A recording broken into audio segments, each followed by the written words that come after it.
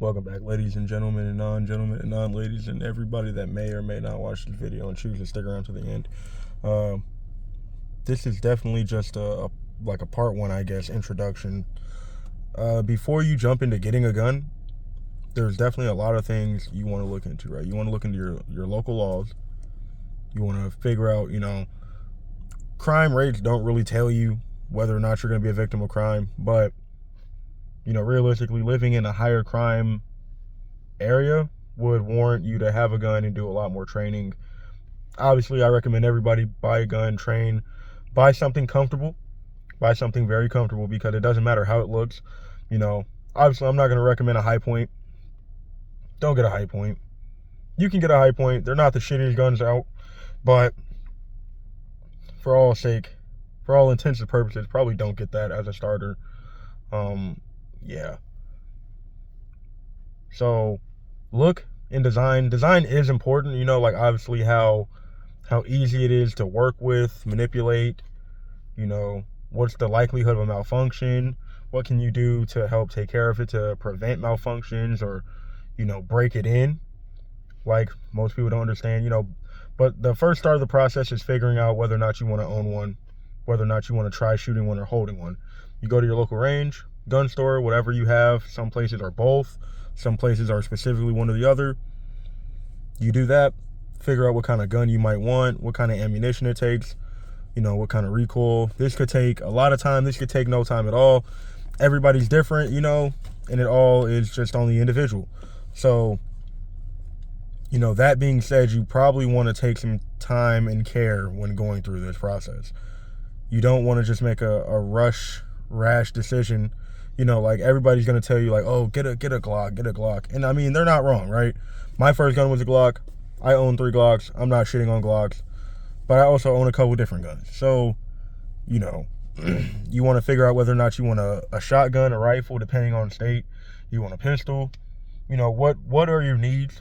You got to identify these kinds of problems, right? And that, may be different for everybody. Some people may just need it for home defense because they feel like, hey, I may not need it outside. I work in a place that has plenty of armed people. Whatever the case is. Then you got to figure out which one you want. Once you figure out what you're looking at, what you're looking for, how much is it going to cost to shoot it? Is it expensive to shoot? Your first gun probably shouldn't be a $1,200 semi-automatic shotgun, right? Shouldn't be anything over like $400, $500, $600 maybe if you're getting like a Glock brand new, even then. So, there's a lot into it. Then you have to go, depending on how you buy it, whether you buy it in the store, you buy it online and ship it. Every state has different laws.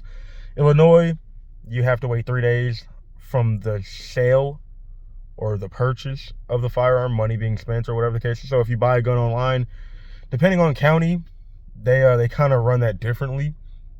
In my county, if I buy it on Wednesday, so then it ships and it takes 3 days. So Thursday, Friday, it arrives on Saturday.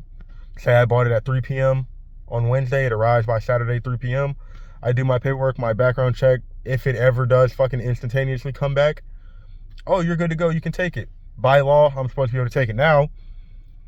Some places say, hey, from the moment you come in and do your paperwork and get approved, you have to wait 3 days. So it may go from it took, Thursday, Friday, Saturday to get here. Now you do your paperwork. Now it's Sunday, Monday, Tuesday. That's when you can leave with it because you did your paperwork on that day and it starts the 72-hour cool-off period. Whatever the case is, right? So, it's not as easy as everybody thinks. And me, I never get an instant background approval. I always get a 3-day wait. I don't know why. I do know why, but, it's kind of out of my control unless I change my name. There's a lot of people with my name in my city, in my town specifically, I guess. And there's probably a lot more in my state. So that obviously plays a role in it. But, you just walk in, do your 4473 form, get your background check approval, get the transfer cleared or whatever. Then you get your gun, you go home. Now you're like, man, I got a gun now. They might offer you, if, like I said, if it's a store/range, they might offer you like, oh, you might need some self-defense rounds. And they're right. So when I first got my Glock 17 and I did my paperwork and I got it back, I bought some some Federal 124 grain 9mm hollow points. 2 boxes, $70. Jesus. So you're going to want to look into ammunition. What are you going to use for your gun? What are you going to run in your gun? What are you going to do? You know, what ammunition is going to work for you? You got to go through, hundreds of ammunition rounds, 100 rounds of ammunition to figure out what works well for you, what works well for your gun, because not all ammunition runs well in every gun. You know, I've ran Hornady, I've run Federal, I've run Blazer, I've run a few different kinds. I've gotten some from Freedom Munitions, some LAX munitions, I think. Point being, you're going to have to test these things out and make sure that they run properly in your firearm. Because the last thing you want to do is have some fancy ass bullets that you paid $50 for a box of 20, and then in the middle of a firefight, your gun fucking jams because it doesn't feed well. So you're always going to want to test these things out. But, you know, that's part of the trial and error process and figuring out, you know, that's why it's very costly to own a gun. Because then after you do this, you find out what works. You get your ammunition, your practice rounds. Now you either have to go weekly, monthly. Some people can go every day, like they do the gym. Some people can only go once a month. Some people can only go once every 3 months. My advice is train as often as you can. Like I said, very costly. But if you buy, in my experience, if you buy ammo in bulk, then you'll save a little bit, even though you're going to spend a good chunk of change. So if you buy 1,000 rounds of 9mm full metal jackets, usually going to run you 200 to 300, depending on brand. I usually go Blazer because it's like a middle ground. It's not the cheapest shit around, but it's not the most expensive, because you can get some Federal and fucking pay out of your ass for some Federal or Remington. No thanks. I'm good. I'll stick with what works. As long as it feeds through my gun properly and it goes bang on pull, we're good. So then once you got to start doing that. You got to start training. There's a lot that goes into training. You know, people don't understand that you got to train for situations, because what if somebody breaks in your house? So now you got to, when I'm not home, I take all my firearms and I figure out how would I clear my house? How would I get my family out? How would I eliminate threats? All these tons of scenarios. So I'm spending maybe 2 hours every couple days when I have the house to myself to train and figure out, how am I going to clear this? How am I going to get the job done effectively without getting anybody, including myself, hurt? Obviously, I don't give a damn about the person in my house that isn't supposed to be there. So, that being said, it is what it is. Train smart. You don't want to train bad habits. There's videos and courses you can take to where they teach you how to properly clear a room so that you don't get shot by the person inside of it. All that. So, like I said, there's a lot of education and training that goes into this that people neglect to take, or they neglect to do, or even to think about. There's a lot of research. There's a lot of money and time you got to put into this. And then certain states, you have a concealed carry process. Other states are constitutional. You buy a gun, you buy a holster, you walk around, you're a fucking citizen. Congratulations, you're exercising your Second Amendment. Other states like Illinois, California, et cetera, you need a FOID card, a firearm owner identification card, FOID. FOID. Identification. So then you have to go through a whole process. You have to fill out an application, pay some money, get approved. Then you can buy your guns. Then you have to go for Illinois specifically, you have to take a 2-day course, 2 8-hour days back-to-back, 16-hour course, so that you can get a certification number, so that you can put it on your application for your concealed carry license, which you may or may not be denied for, depending on if you fit certain criteria. That kind of makes you boil down whether or not you live in a shall issue or a may issue state. Shall issue is, hey, if you fit the requirements, you're not a felon, you're not a prohibited person, you don't have 10 fucking DUIs, we'll give you a concealed carry. You seem like a fucking semi-responsible person.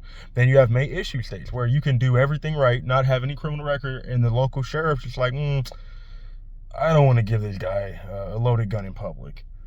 That's also a thing. People don't know, but you can get denied at any fucking cause for what, depending on the area, state, city you live in, local jurisdiction.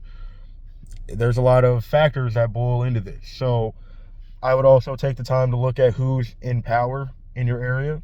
It's not always Democrats, but it usually is a time where they have stricter guidelines for firearms and owning, buying, purchasing, carrying, whatever the case is. So that is something to keep in mind. And before I got into guns and everything, I didn't think it would take that much. Now I understand. I go at least once a month if I can spare the time.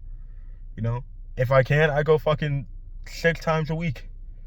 But as long as I stay up on it, I train with, if I go every couple days, I rotate through my pistols, shotgun, rifles. I try to keep up to date on everything, make sure everything's sighted in. And that's just keeping my skills sharp, like you should, because this is a weapon. It's like a vehicle. You drive, you practice safely. Then when it's time to use and execute and use this tool, now you're trained and now you know what to do. But again, fight or flight is a real thing. Everybody says, hey, I'll shoot somebody if I need to, but some people just don't. Some people can't. Somebody can't bring themselves to do it, and they just bought the gun because they thought it'd make it easier. Some people are and aren't like that. It's a real thing. Not everybody needs a gun because not everybody's going to utilize the gun. Sometimes the gun might fall into the wrong hands because they pulled it in the moment they needed it, didn't use it, didn't have the strength or the will, and now the aggressor has the firearm. Now they can impose their will with no restraint. It's just a lot of things that factor into it. So, getting a gun is a big responsibility, and a lot of people don't really recognize that. And that is something that we do need to talk more about. And a lot of people that do own guns know, because, I own 9 guns. So I kind of understand that responsibility is a big thing here. So I can't just allow, anything to fly. It's a very long conversation that has to be had.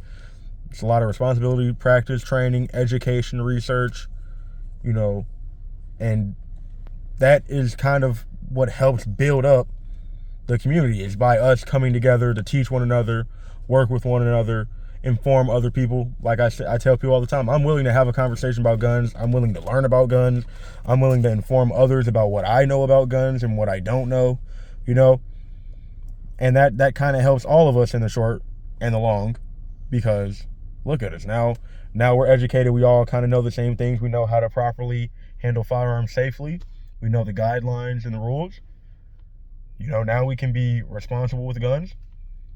And that's one of the things that people just really are asking for, is responsibility.